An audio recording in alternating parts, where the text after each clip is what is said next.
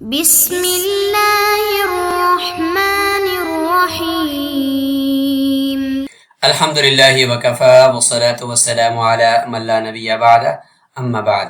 عزیز طلبہ کرام، اللہ تعالیٰ سے امید ہے کہ آپ سب خیر و عافیت سے ہوں گے۔ جامع ترمذی کا سبق نمبر 65 ہے اور اس سبق میں ہم 2 باب پڑھیں گے۔ ایک باب ہے کہ اس شخص کے بارے میں جو قرآن مجید کو پڑھ سکتا ہے، بس صرف یہ ہے کہ حالت جنابت میں نہیں پڑھ سکتا، باقی تیمم کی حالت میں بھی پڑھ سکتا ہے۔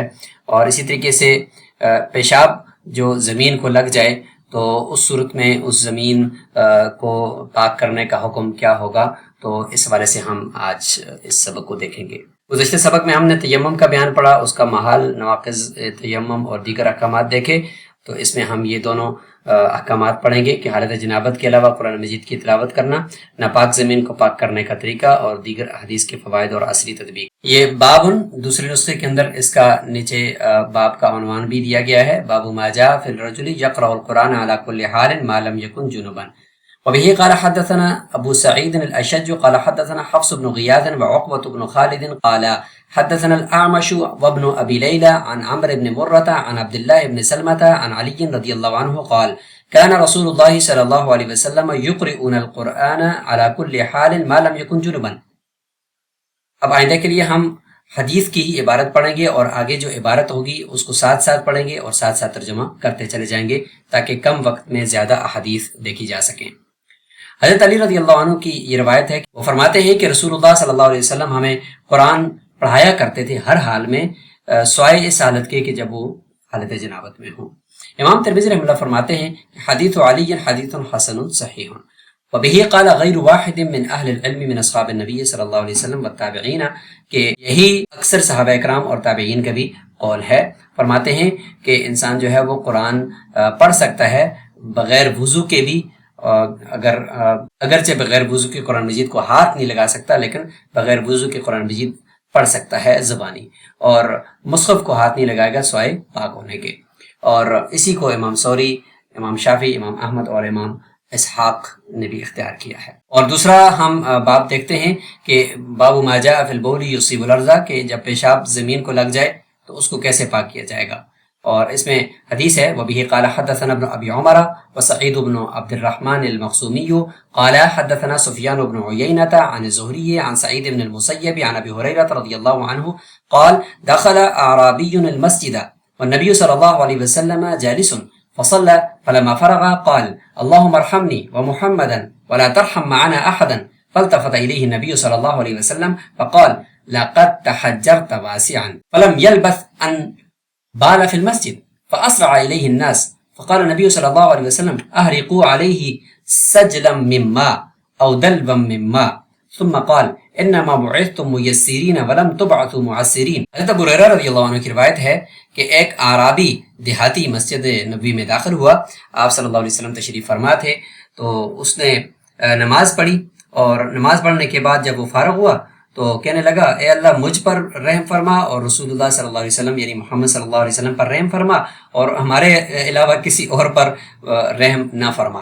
تو پھر آپ صلی اللہ علیہ وسلم ان کی طرف متوجہ ہوئے اور اس کو یہ سکھایا کہ آپ نے جو ایک وسیع چیز تھی اس کو بڑا جو ہے وہ تنگ کر دیا ہے اور اس کو سخت کر دیا ہے، بلکہ اللہ تعالیٰ کی رحمت تو بڑی وسیع ہے، سب کے لیے ہوتی ہے، تو آپ نے ایسی دعا نہیں کرنی چاہیے۔ اس کے بعد کیا ہوا کہ وہ تھوڑی دیر تک ٹھہرا، اس کے بعد جا کر اس نے مسجد کے اندر ہی پیشاب کرنا شروع کر دیا، تو لوگ اس کی طرف بھاگتے ہوئے گئے کہ اس کو روکیں کہ اس نے مسجد میں پیشاب کر دیا، تو آپ اللہ کے نبی نے ان کو روکا کہ اب جو پیشاب کر ہی رہا ہے تو اب اس کو روکے نہیں کرنے دو، اور پھر فرمایا کہ اس کے اوپر آپ ایک جو ڈھول ہے پانی کا یا ایک مٹکا جو ہے وہ اس کے اوپر پانی کا بہا دیں، اور پھر فرمایا کہ آپ جو ہے وہ آسانیاں پیدا کرنے کے لیے بھیجے گئے ہو، نہ کہ تم سختی اور مشکل پیدا کرنے کے لیے بھیجے گئے ہو۔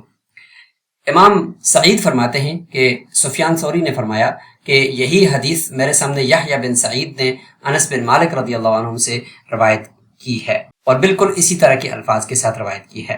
اور اس باب میں حضرت عبداللہ بن مسعود، حضرت عبداللہ بن عباس، واثلہ بن اسقا کی روایات بھی موجود ہیں۔ امام ترمذی رحمہ اللہ فرماتے ہیں کہ یہ حدیث حسن صحیح ہے، اور اسی کے اوپر ہی بعض اہل علم کا عمل ہے، اور وہ ہیں امام احمد اور امام اسحاق ان کا بھی یہی قول ہے. اور یونس نے اس حدیث کو روایت کیا ہے زہری سے، انہوں نے پھر عبید اللہ بن عبداللہ سے، اور انہوں نے حضرت ابو ہریرہ رضی اللہ عنہ سے. حدیث باب کے راویوں کو بھی ہم ایک نظر دیکھ لیتے ہیں کہ جو ابو سعید الاشج ہیں ان کا پورا نام عبداللہ بن سعید بن حسین الکندی الکوفی ہے. عقبہ بن خالد بن عقبہ السکونی ابو مسعود الکوفی المجدد. ابن ابی لیلہ ان کا اطلاق ہوتا ہے محمد بن عبد الرحمن بن ابی لیلہ، اور اس کا اطلاق ان کے باپ پر بھی ہوتا ہے، وعلی اخیہ عیسیٰ، اور ان کے بھائی عیسیٰ کے اوپر بھی ہوتا ہے، اور ان کے بھائی کے بیٹے عبداللہ بن عیسیٰ پر بھی اس کا ہوتا ہے. اور یہاں پر جو مراد ہیں وہ پہلے ہیں محمد بن عبد الرحمن بن ابی لیلہ الانصاری الکوفی. ابو عبد الرحمن یہ صدوق ہیں، تھوڑا سا حافظے کے اندر ان کے مسئلہ تھا. عمر بن مرہ بن عبداللہ بن طارق بن الجملی المرادی الکوفی، یہ نابینا ہو گئے تھے اور ثقہ ہیں. عبداللہ بن سلمہ المرادی الکوفی یہ بھی صدوق ہیں، حافظے کے اندر تھوڑا سا تغیر پیدا ہو گیا تھا. اب یہ دوسرے باب کی حدیث میں جو اعرابی ہیں ان سے کون سے اعرابی مراد ہیں اور ان کا نام کیا ہے اس کو ہم دیکھ لیتے ہیں. فرماتے ہیں کہ اعرابی تو کہتے ہیں کہ جو دیہات کے اندر گاؤں اور بستی کے رہنے والا، لیکن یہاں اعرابی سے مراد کون سا تھا؟ تو اعرابی کے نام کے بارے میں مختلف روایات ہیں، اور اس میں کوئی خاص تعین والی روایت جو ہے وہ صاحب تحفۃ الحفظی کو نہیں ملی، لیکن اس میں ایک پوری تفصیل ہے، بہت سارے نام اس میں ذکر کیے گئے ہیں. جیسے ان میں سے ایک یہ ہے کہ الاقرع بن حابس التمیمی، اور بعض نے یہ فرمایا کہ اطلع ذو الخویصرہ الیمانی، مختلف نام ملتے ہیں. پانی اور جو نجاست ہے اس کے کچھ احکامات کو ہم یہاں دیکھ لیتے ہیں. جاری پانی کا جو حکم ہے، نجاست کی یہاں پہ ہم اقسام دیکھ لیتے ہیں. تو نجاست کی قسمیں اور کتنی نجاست معاف ہے اس کو بھی ہم ایک نظر دیکھ لیتے ہیں کہ نجاست غلیظہ جیسے خون، شراب، حلال جانوروں کا گوبر، حرام پیشاب اور حرام جانوروں کا پیشاب، اس میں یہ کہ درم کی مقدار تک معاف ہے، اور درم کی مقدار سے زیادہ ہوگا تو پھر یہ معاف نہیں ہوگا. یعنی اگر ایسے کپڑے میں نماز پڑھ لی ہے تو نماز دوبارہ پڑھنی پڑے گی. اور درم کہتے ہیں امام ابو یوسف اللہ کے نزدیک اگر نجاست گاڑی ہے، ذی جرم ہے، تو پھر وزن کا اعتبار ہوگا، 1 مسقال وزن، اور پتلی میں پھیلاؤ کا اعتبار ہوگا. اور نجاست خفیفہ جیسے حلال جانوروں کا پیشاب، پرندوں کی بیٹ وغیرہ، اس میں کپڑے یا عضو کے چوتھائی حصے تک طرفین کے نزدیک یا بہت زیادہ فوش مقدار میں ہے تو پھر امام ابو یوسف اللہ کے نزدیک وہ معاف نہیں ہوگا. کم مقدار ہو یا چوتھائی تک ہو تو یہ معاف ہے، اس میں نماز اگر پڑھ لی ہے تو ہو جائے گی. امام ابو حنیفہ رحمہ اللہ فرماتے ہیں کہ جس کی نجاست پر نص ہو اور کوئی معارض وغیرہ نہ ہو تو وہ نجاست غلیظہ کہلائے گی. اگر نص نہیں ہے یا کوئی معارض موجود ہے تو پھر وہ نجاست خفیفہ کہلائے گی. صاحبین کے نزدیک تعریف یہ کہ جس پر اتفاق ہو وہ نجاست غلیظہ ہے، اور جس میں کچھ اختلاف ہو وہ نجاست خفیفہ ہے. جگہ جو نماز کی ہے اس کے اندر اگر دیکھتے ہیں تو قدم کی جو جگہ ہے اگر نجاست پر کھڑا ہوا ہے تو نماز نہیں ہوگی. سجدہ کی جگہ اگر پیشانی نجاست پر رکھی تو نماز نہیں ہوگی. راجح قول کے مطابق امام ابو یوسف اللہ کے نزدیک ناک اگر پاک جگہ پر ہو تو نماز ہو جائے گی. ہاتھ اور گھٹنے اگر یہ نجاست پر ہوں تو احناف کے نزدیک نماز ہو جائے گی کیونکہ یہ بنیادی ارکان نہیں. امام شافعی، امام ظفر رحمہ اللہ کے نزدیک نماز نہیں ہوگی. دو طرفہ نجاست اگر کپڑے کے دونوں طرف نجاست ہو لیکن الگ الگ درم سے کم ہو مگر ملانے پر زیادہ ہو جائے تو یہ بھی نماز سے مانع ہے کیونکہ کپڑا جو ہے وہ ایک ہے. اب تطہیر اور پاک کے کرنے کے طریقے بھی ہم دیکھ لیتے ہیں. پانی اور دیگر جو مایات ہیں، پانی سے اگر آپ کسی چیز کو پاک کرتے ہیں تو یہ تو متفق ہے کہ پانی تو بالاتفاق مطہر ہے، یعنی پاک کرنے والا ہے.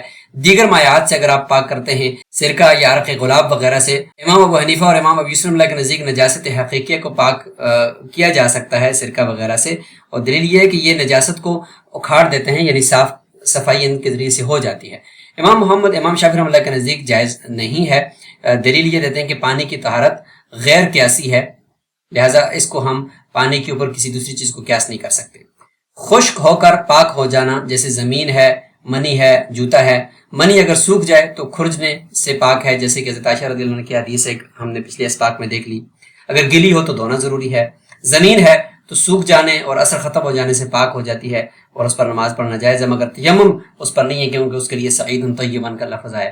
جوتا، چمڑا وغیرہ اگر نجاست غلیظہ یعنی گوبر وغیرہ لگا ہے اور سوکھ گیا ہے تو رگڑنے سے یہ پاک ہو جاتا ہے استحساناً. دباغت اگر آپ نے کھال کو دے دی ہے سوائے سور کی کھال کے اور آدمی کی کھال کے، تو ساری دباغت کے بعد کھالیں جو ہیں جانوروں کی وہ پاک ہو جاتی ہیں۔ امام شافعی رحمۃ اللہ فرماتے ہیں کہ کتے کی کھال کو پاک نہیں کیا جا سکتا دباغت کے ساتھ بھی۔ اور احناف کی دلیل یہ ہے کہ ایما احاب دبیغ فقط طہورا، یہ حدیث ہے۔ اب نجاست سے پاک کرنے کے لیے جو غسل ہے اس کی تعداد کو دیکھتے ہیں کہ اگر نجاست نظر آ رہی ہے، عین نجاست جو نظر آ رہی ہے، تو اسی کو زائل کرنا ہی شرط ہے، اور اس کے اوپر گنتی نہیں ہے کہ کتنی مرتبہ آپ دھوئیں، اور اگر داغ رہ جائے تو اس کی کوئی پرواہ نہیں ہے۔ نجاست غیر مرئیہ، اگر نظر نہیں آنے والی جیسے پیشاب وغیرہ لگ گیا تو 3 بار دھونا اور نچوڑنا شرط ہے۔ امام شافعی رحمۃ اللہ کے نزدیک 1 بار ہی کافی ہے۔ احناف کی دلیل یہ ہے کہ برتن کو 3 بار دھونا جب یہ حدیث میں آیا ہے، اور نیند سے بیدار ہونے پر 3 بار ہاتھ کو دھونے کا ذکر آیا ہے، لہٰذا 3 مرتبہ، یعنی نجاست جب نظر نہیں آ رہی تو 3 مرتبہ ہی دھونا ہوگا۔ یہ سارا خلاصہ بدائع الصنائع کی اس عبارت سے لیا گیا ہے، جس میں یہ ہے کہ جن جن چیزوں سے تطہیر کی جاتی ہے تو ان کا بیان، اور پھر طریقہ، اور پھر شرائط، وہ ساری کی ساری بدائع الصنائع کی اس عبارت سے لی گئی ہیں۔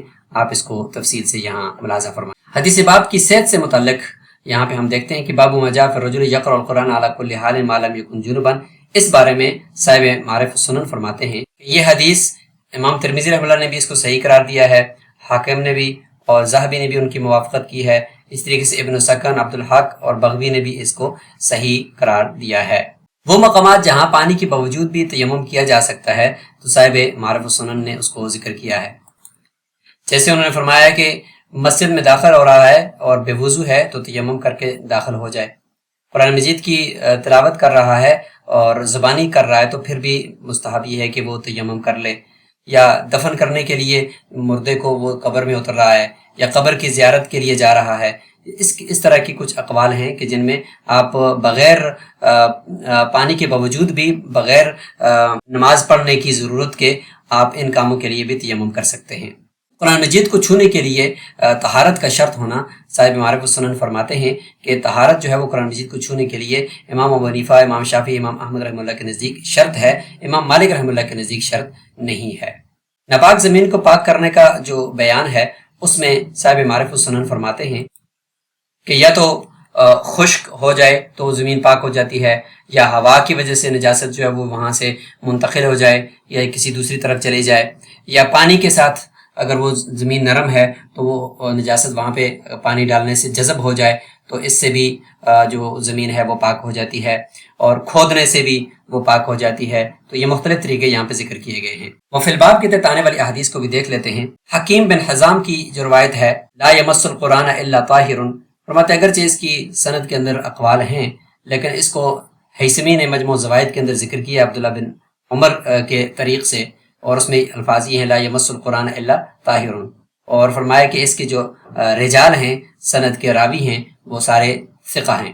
عبداللہ بن مسعود، عبداللہ بن عباس، واثلہ بن اسقا، ان کی روایات کو اگر ہم دیکھیں تو وہ یہ ہیں۔ عبداللہ بن مسعود ان کی حدیث کو ابو یعلا نے ذکر کیا ہے اور اس کے الفاظ یہ ہیں۔ حضرت عبداللہ بن عباس رضی اللہ عنہ کی حدیث کو اگر ہم دیکھتے ہیں، ابو یعلا، بزار، طبرانی نے اس کو ذکر کیا ہے اور اس کے الفاظ یہ ہیں۔ واثلہ بن اسقا، ان کی روایت کو ابن ماجہ نے کتاب الطہارت کے اندر ذکر کیا ہے، اور اس کے اندر کچھ روات کا بھی تفصیل سے وہاں پہ ذکر کیا، جیسے عبید اللہ بن ابی حمید الحدلی، فرمایا کہ یہ ضعیف ہیں۔